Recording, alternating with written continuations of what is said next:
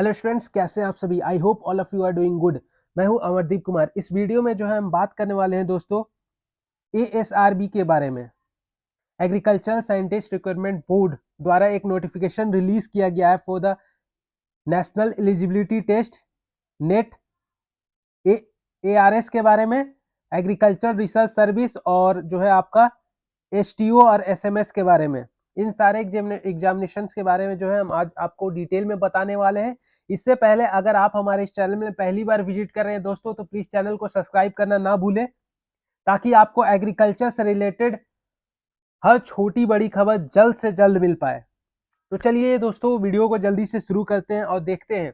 ये नोटिफिकेशन जो है फरवरी 2025 को रिलीज किया गया था। क्योंकि इसका डेट अभी आने वाला है, इसलिए मैं जो है इस पे फोकस किया। और ये जो है एग्जामिनेशन के बारे में जो है हम आज पूरे डिटेल में देखते हैं। सबसे पहले जो है हम इंपॉर्टेंट डेट्स आपको बता देते हैं। तो इसका online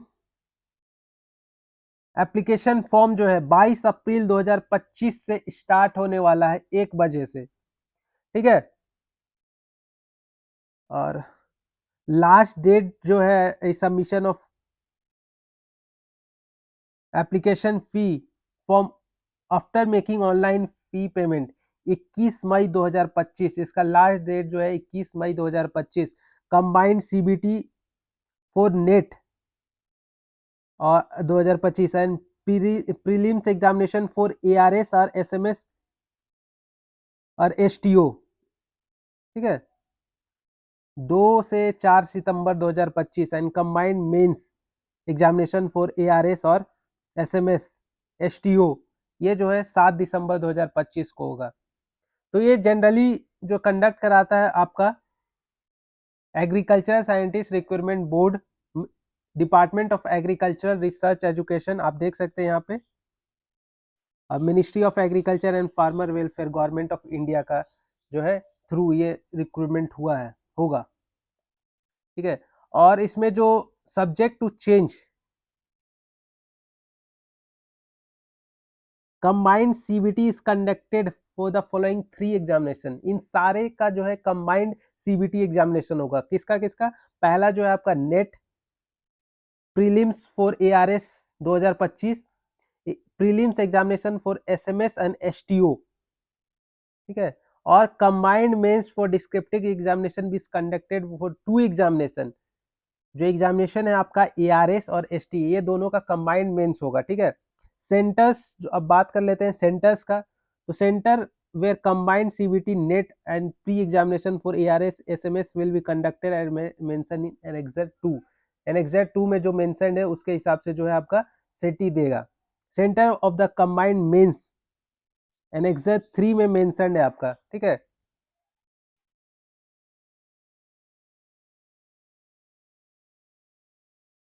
centres and date holding examination as mentioned above be changed as, ये चेंज भी हो सकता है एएसआरबी के द्वारा, ठीक है।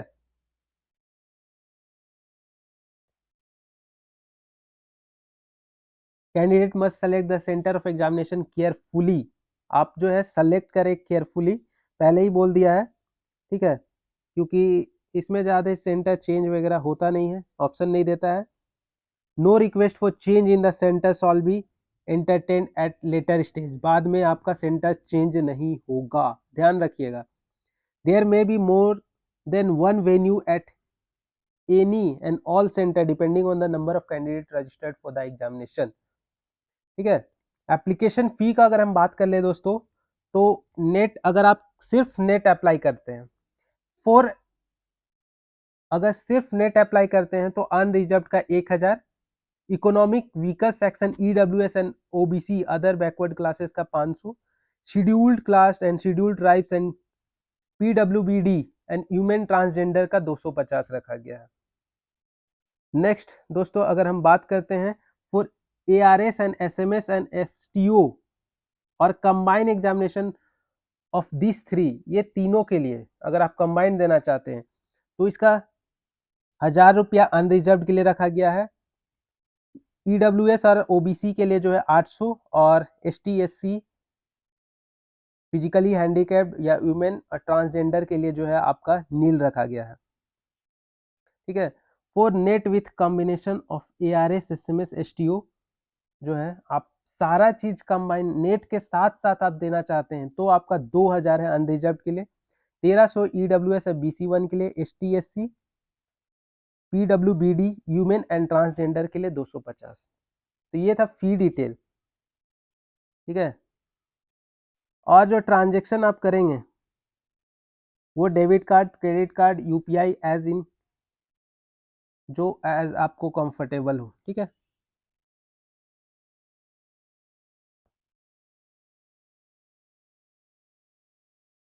The fee must be paid through Bharat कोष.gov.in as per instruction given in annexure 1, ठीक है। हाउ टू अप्लाई, अगर आप इसको अप्लाई करना चाहते हैं तो कैसे करना होगा, तो जो वेबसाइट आपका दे रखा है देख सकते हैं www.asrb.org.in पे जाकर के आप यहाँ पे ऑनलाइन एप्लीकेशन फिल कर सकते हैं एनेक्सर 1 में, ठीक है। और ऐसा भी इसमें जो आपका जो डिटेल है, नो रिक्वेस्ट फॉर चेंज, इसमें चेंज बहुत कम चेंज बार बार आपको बता दिया जा रहा है, चेंज इसमें नहीं होगा। किसके किसके फील्ड में, date is centre of examination, discipline, name, father name, date of birth, gender, phone number, category, medium of examination will be considered under any circumstances, candidate therefore advise to carefully fill.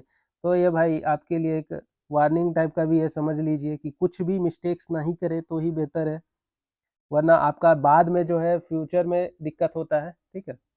जैसे exam वगैरह clear हो गया तो उसके बाद जो further आपका दिक्कत होगा वहाँ पे बहुत ज़्यादा दिक्कत होता है, तो इसीलिए केयरफुली फॉर्म को फिल करें दोस्तों। मैं बार बार बोलना चाहूँगा, इंपॉर्टेंट नोट में कुछ मैं डिस्कस कर लेता हूँ जो कि आपको इंपॉर्टेंट होना चाहिए।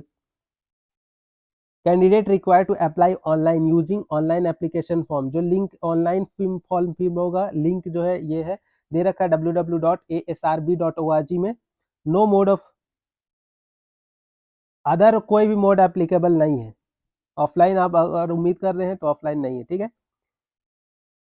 Candidate must exercise the options in the application form for being considered either net only और ARS ओनली और SMS, ये सारा चीज कंसीडर्ड होगा of the four,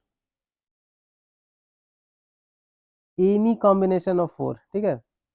apart from net, if the candidate opted any combination of ARS SMS,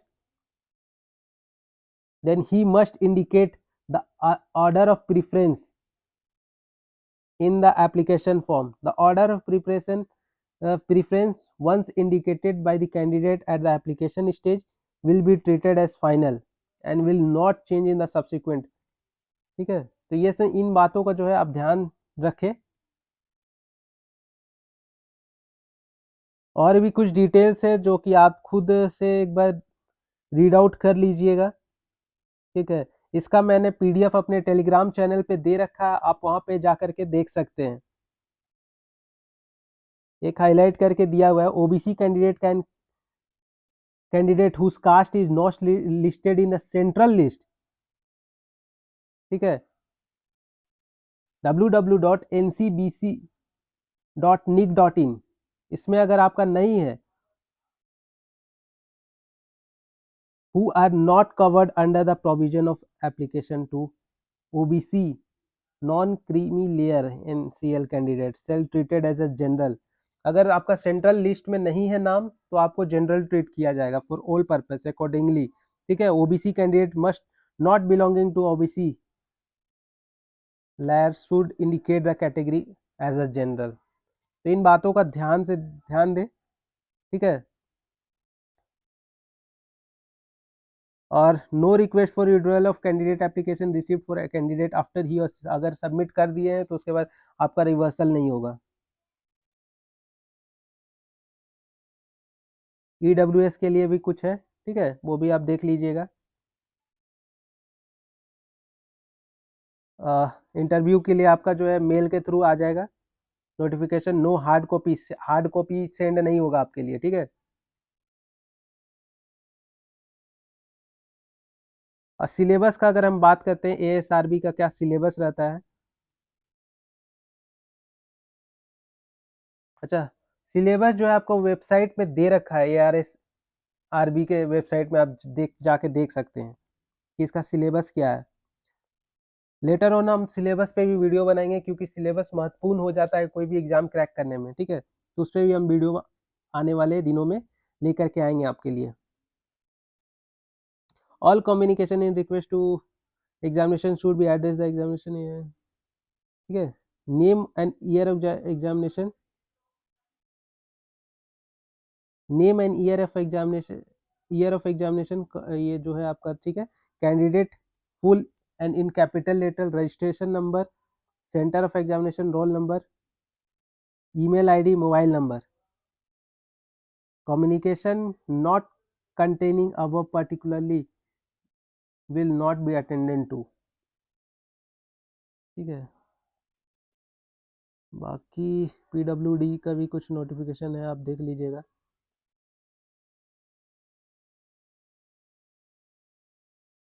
important instruction to candidate for filling the online application form, ये detail जो है annexure 1 form, जो मैंने पहले बात कर रहा था, एनेक्सर 1 क्या है, एनेक्सर 2 क्या है, ये आपके लिए इम्पोर्टेंट है। ये सब जो है आप खुद से रीड आउट करिएगा, ठीक है, एक बार इस फॉर्म को फिल करने से पहले, ताकि आपका मिस्टेक्स ना हो, ठीक है।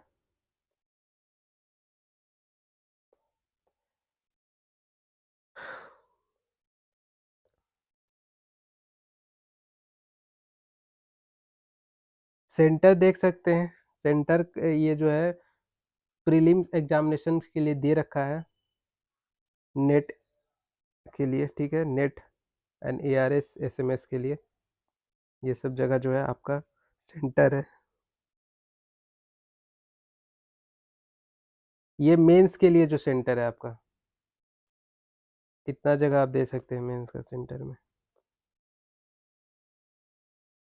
रूल्स कुछ दे रखा है, रूल्स भी आप एक बार, ये सारा डिटेल जो है एक बार जरूर से जरूर आप पढ़ ले, क्योंकि बहुत सारा चीज जो है छुपा रहता है एप्लीकेशन में, बाद में आपको दिक्कत का सामना करना पड़ता है, इसीलिए वो सब ना हो, इसीलिए जो आप जरूर से जरूर देख ले। रूल्स फॉर नेट के लिए जो है आपका नेशनलिटी होना चाहिए, candidate must be either India, Nepal, Bhutan, ठीक है। Tibetan refugee who came over India before 1 January 1962, attention to permanently की सेटिंग इन इंडिया, वो सब दे सकते हैं, ठीक है। A person origin who has migrated from Pakistan, Burma, Sri Lanka and east Africa, other Kenya, Uganda, united republic, Tanzania, Zambia, Malawi, Vietnam will attention to permanently setting in India, ठीक है। एज लिमिट जो है आपका, कैंडिडेट अटेंड 21 साल हो जाना चाहिए, 1/1/2025 को, no upper age limit, upper age limit नहीं है। और एजुकेशनल क्वालिफिकेशन नेट के लिए जो है आपका, candidate must possess master degree, master degree और इक्विवेलेंट होना चाहिए discipline prescribed annexure 6 on before 30/9/2025, ठीक है।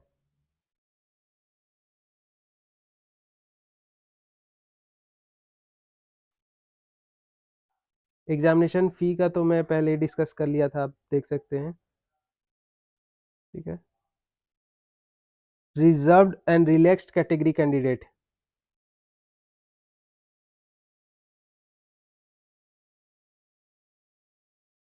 ठीक है।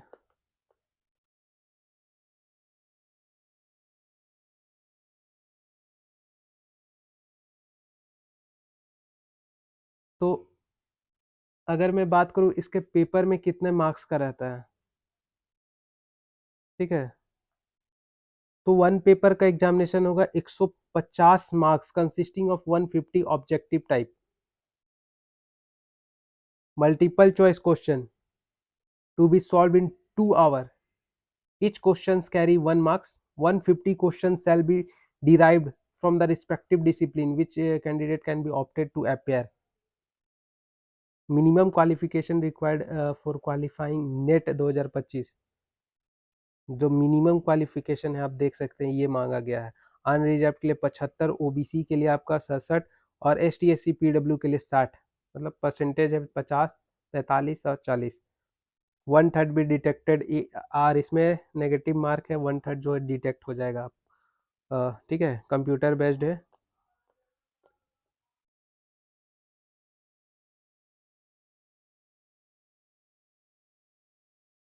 Discipline and there eligibility qualification for net ARS SMS, तो ये डिसिप्लिन है, अगर आप ये किए हैं एग्रीकल्चर बायोटेक्नोलॉजी तो इसका एलिजिबल क्लासिफिकेशन ये है। आप एग्रीकल्चर इंटोमोलॉजी किए हैं तो आपके लिए ये होना चाहिए। ठीक है, ये सारा डिटेल है।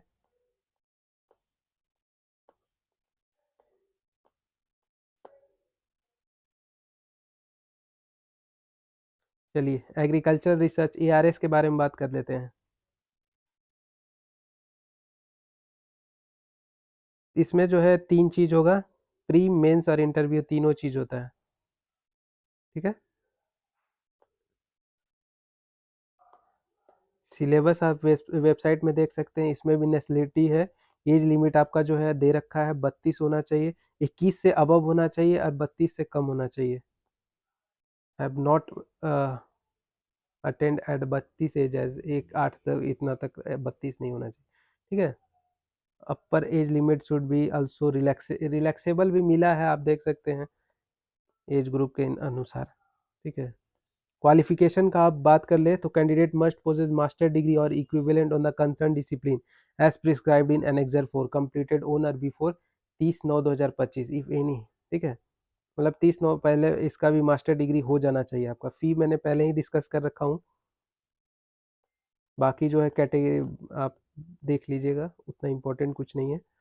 ठीक है, इसका जो है प्री का 150 मार्क्स 2 घंटा का, मेंस जो है आपका 3 घंटे का होगा और पर्सनल इंटरव्यू 45 मार्क्स का होगा। ड्यूरेशन उसका नहीं लिमिट है। ठीक है, सीबीटी कंप्यूटर बेस्ड मोड जो है 1/3 जो है डिडक्ट होगा रॉन्ग आंसर के लिए। Objective type there is no round of the fraction of marks. ठीक है,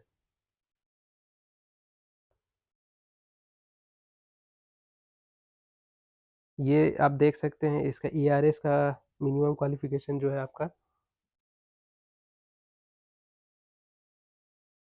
67, अनरिजर्व 60, ओबीसी और पीडब्ल्यूडी के लिए 52, मेंस डिस्क्रिप्टिव एआरएस 300 नंबर का होगा, जिसमें से 25 क्वेश्चन 5 मार्क्स का, 10 क्वेश्चन 10 मार्क्स का।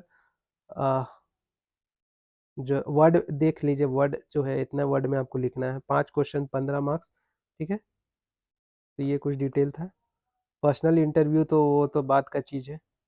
ठीक है, बाकी फिर से हम एक बार डिस्कस करेंगे इन सारे चीज़ के बारे में। वैकेंसी जो है, वैकेंसी यहाँ पे देख सकते हैं कितने सीट वैकेंट है किस पोस्ट के लिए, ये देख सकते हैं सारा।